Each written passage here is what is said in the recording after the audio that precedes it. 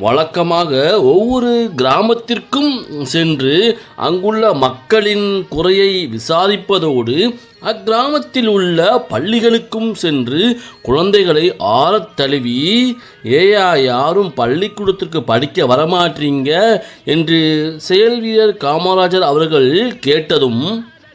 குழந்தைகளும் வெளிப்படையாக பசிக்குதுங்க ஐயா என்றும் எங்கள் ஊரில் பள்ளிக்கூடமே இல்லைங்க ஐயா என்று கூறியவுடன் கண்கலங்கி நிற்பதோடு அதிரடியான செயல்களில் இறங்கிய கர்ம வீரர் காமராஜர் அவர்கள்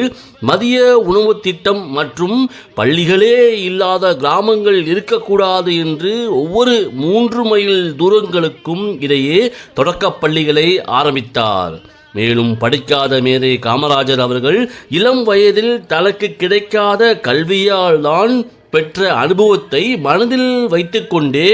1900